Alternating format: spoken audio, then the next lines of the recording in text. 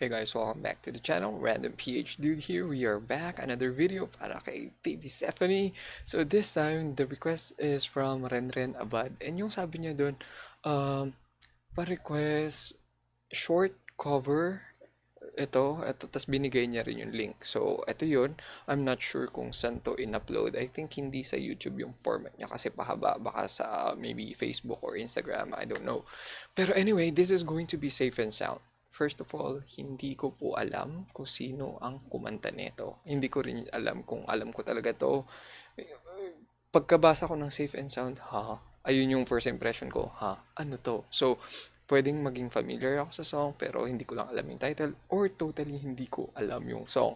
And the reason hindi ko rin siya i-search before ko pakinggan is kasi iba sa comment, mababasa ko. Kunyari sa ibang videos natin. Mag-research ka kasi, ganyan. Mag-research ka kasi. Hindi ko ginagawa yun before ko panoorin yung video. Kasi yung reason ko, ayokong paano ba? Ma, ma-influence ng research ko yung panonood ko nito. I mean, kunyari kung hindi ko alam yung video, hindi ko alam. Kung hindi ko kilala yung original, hindi ko. E di hindi ko kilala. Ganun. Tapos maybe after ko panoorin, tsaka ko siya ititingnan ko sino talaga. Ang reason nun is kunyari, malaman ko na Lady Gaga ito, na ayokong ma-influence yung thought na, baka ginagaya niya si Lady Gaga. Yung mga ganun, ayoko magkaroon ng notion about dun sa performance. Okay, so this is it. Ang dami ko sinasabi, no? Pasensya na po. Let's go.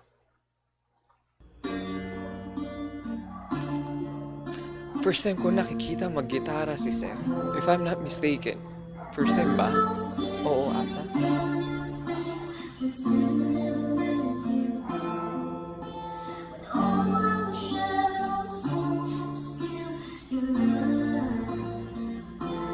Hindi ata familiar talaga yung song. Oh, nice. Nice.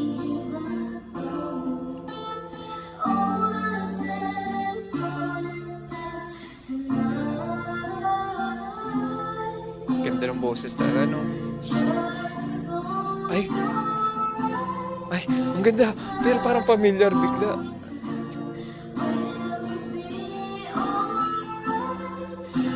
Ang smooth ng transition.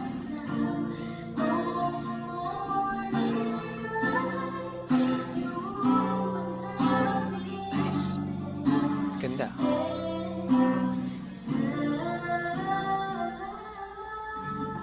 Hala, tapos na ba? Totoo ba? Ay, tapos na nga. Shucks.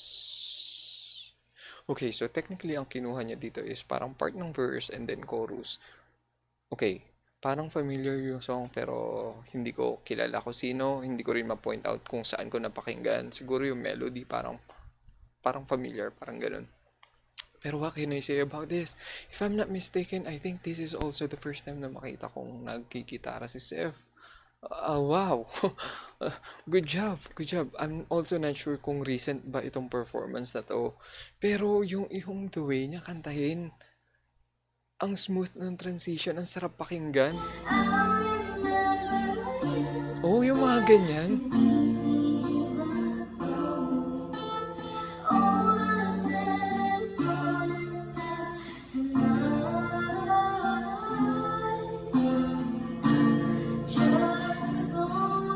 Ito, ang sarap sa tenga.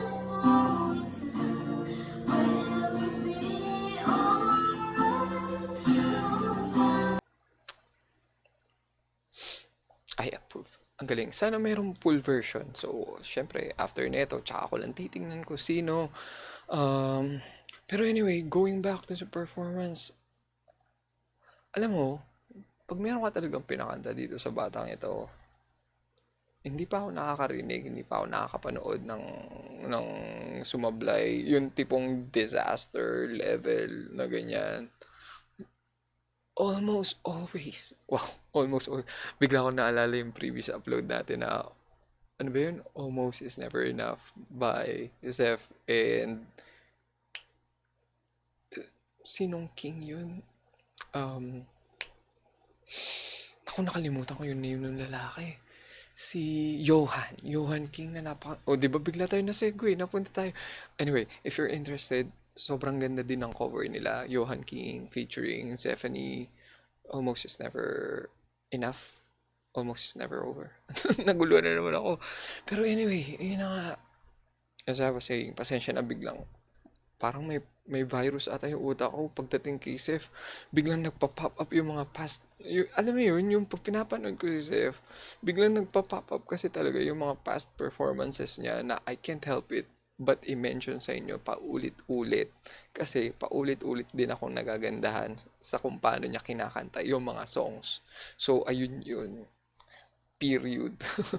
Ito na naman siguro isang case ng kwentuhan tayo Um, kasi si Sarah G, si Mama Sarah, meron siya sa aking effect na pag kinanta niya, tas hindi ko alam yung kanta, may LSS ako dahil dahil sa kung paano niya kinanta and dun ko lang malalaman din yung title ng song. Pero sa utak ko, parang siya yung naging original. Alam niyo yun? So this time, I think ito yung nangyari sa akin na after nito, isa-search ko yung song kasi nagustuhan ko yung song dahil kung paano niya kinanta. Nagigets niyo yun? Whew! So, ayun na nga. I think that is it. Amazing cover, though short cover. Sana merong long cover, di ba? Kasi bagay sa boses niya and the way niya pinaglaruan yung transition. Super smooth. Amen. Okay, so I think this is it, guys. Thank you, Ren Avad, for letting me know na may ganitong cover si Seth. See you again next time. Take care. Peace out. Bye-bye po.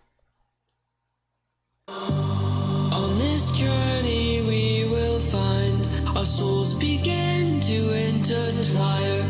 A heart of gold forged to inspire. It's Starfire. It's Starfire.